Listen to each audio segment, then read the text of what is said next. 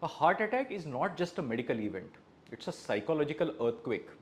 It doesn't just block an artery, it blocks confidence, it blocks joy, it blocks the future you had quietly imagined in your mind. And when patients come back to see me after discharge, they don't always say, "Doctor, I'm scared of dying." They say something much more honest. "Doctor, I'm scared of living wrong. Can I walk normally? Can I travel? Can I go back to work? Can I ever feel normal again? And will this happen again?" Today, I want to tell you something important. Life after a heart attack is not a countdown, it's a redesign. And if you understand the science of recovery, you can live longer, stronger, and far more consciously than before. Namaste and welcome back to HG Cardiowise. I am Dr. Ameya Amonkar.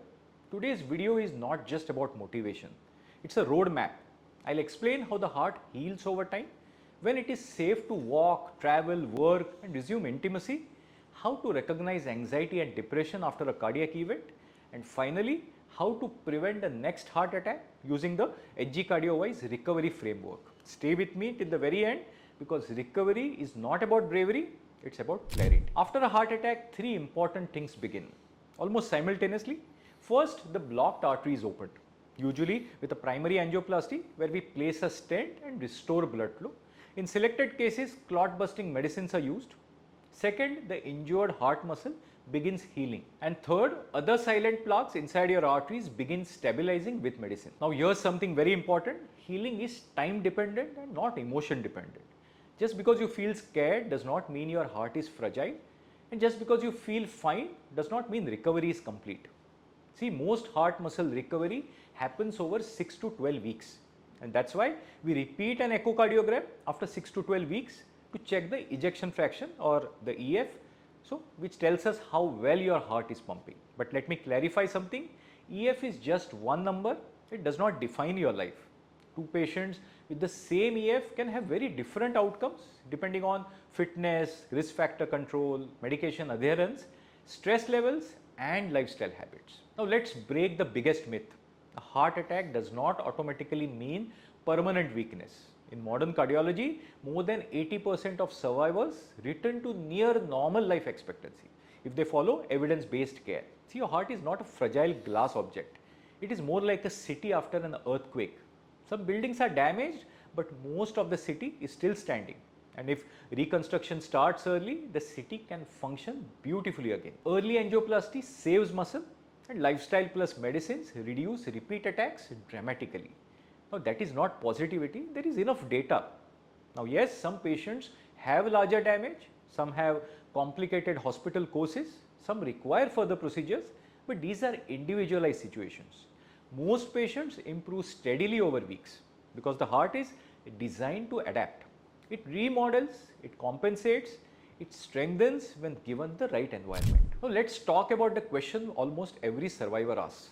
"Doctor, won't exercise trigger another heart attack?" Now here's the truth, not exercising is more dangerous. Your heart does not need protection from movement, it needs protection from stagnation. The heart is a muscle and muscles don't become stronger by resting forever. They become stronger through graded intelligent stress. Now I'm not asking you to run a marathon next week. See, recovery is not heroism, it is progression. In the first 2 weeks, the goal is to restore confidence, not fitness. So start with slow walking, say 5 to 10 minutes, 2 to 3 times a day on a flat ground at a comfortable pace. Use the talk test. Now, if you can speak full sentences while walking, you are likely in a safe zone. No chest pain, no dizziness, no severe breathlessness. Your goal here is not calories burned, it is just fear reduced. In weeks 3 to 6, the goal is controlled rebuilding. Now, if recovery has been uncomplicated and your doctor has cleared you, you can do 20 to 30 minutes of moderate walking. Now, with a slight increase in pace, not sudden jumps. Also, you can initiate light resistance training with very light weights, more repetitions, and avoiding breath holding. And with 1 to 2 rest days per week. This is not back to the gym phase, this is rebuilding phase. Now resistance training is usually introduced after 3 to 4 weeks in stable angioplasty patients and after about 6 weeks in bypass patients once the chest healing is adequate. And here's the science, structured cardiac rehabilitation reduces mortality by around 25 to 30%. Now that's comparable to many strong medicines. Exercise is medicine, and like a medicine, it has a dose. After 6 to 8 weeks, the goal is structured fitness.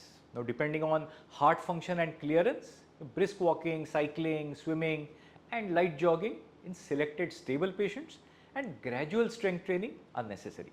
See, regular exercise improves blood pressure, sugar control, insulin sensitivity, mood and long-term survival. Now let me share what I see in the clinic. Some patients become overly cautious. They avoid stairs, they avoid outings, they avoid life. 6 months later, the heart is stable but fitness is gone. Others, they go to the opposite extreme. Doctor, I survived, now I'll prove it. They overtrain, ignore symptoms. See, that is not recovery either. See, recovery is not fear, recovery is not ego. Recovery is structure. So progress gradually, monitor symptoms, not imagination, and build consistency, not intensity. Now let's talk about something that represents freedom. Doctor, can I travel? The short answer is yes, but timing matters. After an uncomplicated angioplasty, short travel is usually safe as early as 1 to 2 weeks if you are symptom free. After bypass, we typically wait 3 to 4 weeks because stamina and wound healing are still improving. Just remember, don't sit for hours without breaks. Stop every 1 to 2 hours, walk a little and stay hydrated. Many patients also ask, Doctor, can I drive? See, usually it's safe after 1 to 2 weeks of an uncomplicated angioplasty and 4 to 6 weeks of a bypass surgery to allow proper healing and recovery. Start short, familiar roads, no high stress traffic. Air travel causes more anxiety. Will cabin pressure affect my stent? No, your stent is firmly embedded inside the artery, it does not move. After angioplasty, air travel is generally safe after 2 to 3 weeks if stable. Now, after bypass surgery, we usually wait for 6 to 8 weeks with surgeon clearance, not because flying is dangerous, but because we want your recovery to be steady. Now, some quick tips if you are traveling: keep medicines in the hand luggage, carry discharge summary, stay hydrated, walk during long flights and avoid rushing. See, travel after a heart attack is not about bravery.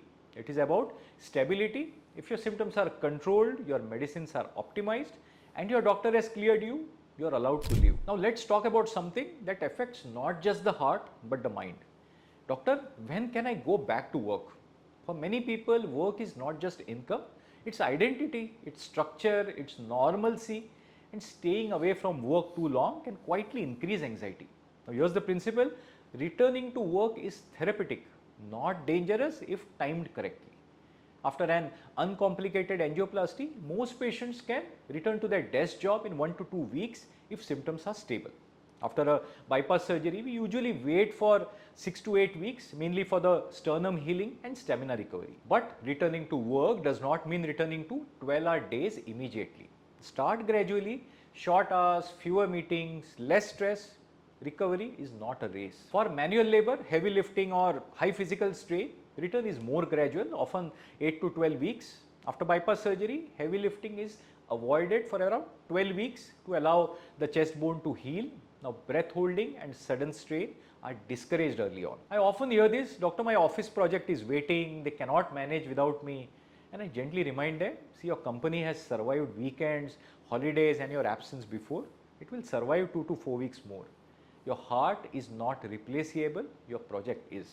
On the other hand, some patients become overly cautious and avoid work for months out of fear. See, both extremes are emotional. The right approach is individualized based on the type of heart attack, the procedure you have undergone, your heart function, your symptoms and nature of job. Studies show that patients who resume structured daily activity within safe limits often recover psychologically faster, because routine reduces rumination. When you sit at home all day thinking about your heart, every sensation feels suspicious. When you gradually return to life, your brain recalibrates.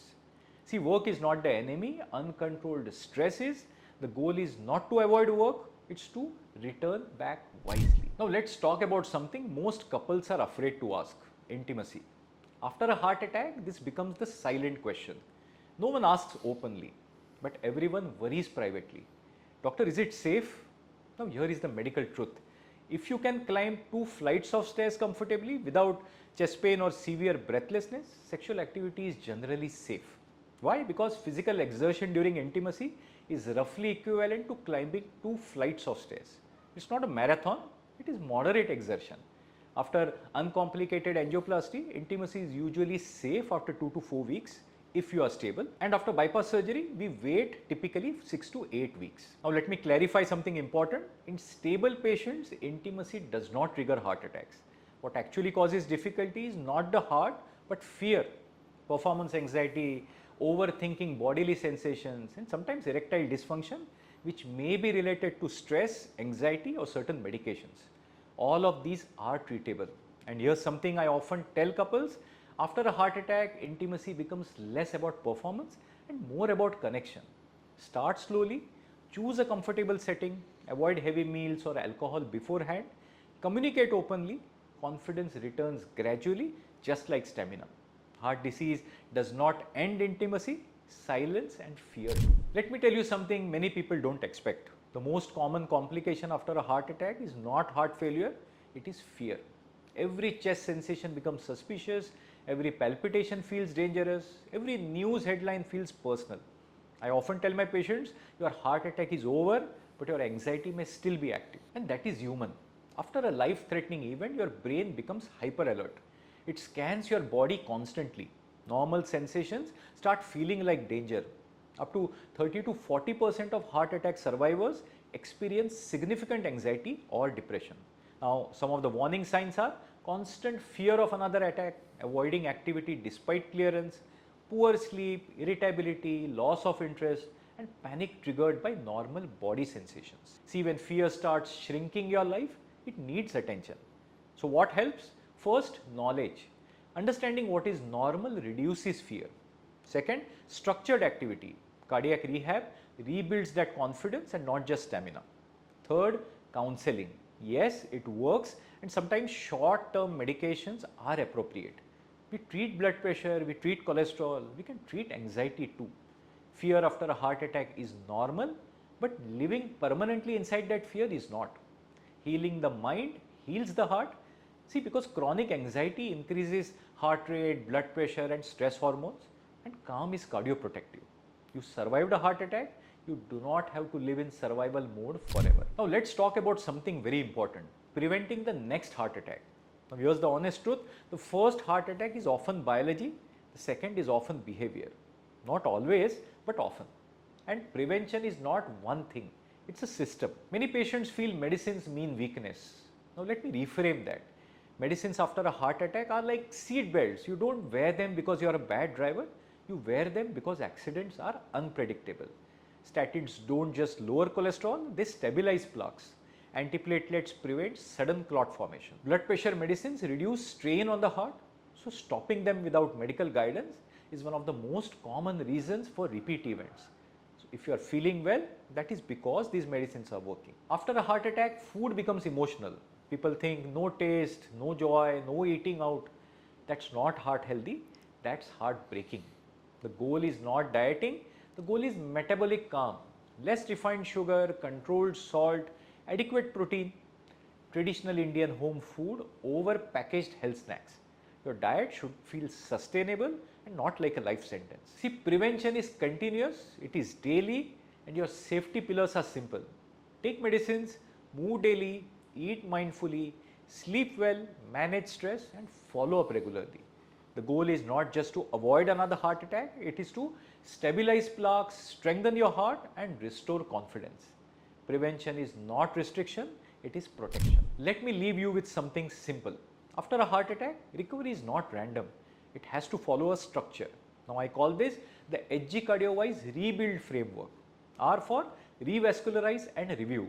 Open the artery, follow up regularly, and monitor heart function.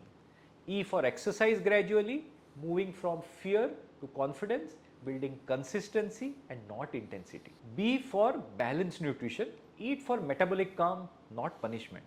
U, use medicines wisely, statins, antiplatelets, BP control, they are protection and not weakness. I for inner mind care, address anxiety, sleep well and seek help if needed. L for lifestyle discipline, so control sugar, BP, weight and stress. And finally D, don't ignore follow-up, Regular review prevents silent progression, and that is recovery, that is rebuilding. A heart attack changes your life, but it does not have to shrink it. With the right structure, the right mindset, and the right follow up, you can live longer, stronger, and more consciously than before. If this video helped you, like it and share it with someone who needs reassurance. Subscribe to HG Cardiowise for evidence-based practical heart health guidance, because your heart deserves clarity and not confusion. In an upcoming video, I will explain why some people get a second heart attack even after treatment. Goodbye and take care. I'll see you in the next one.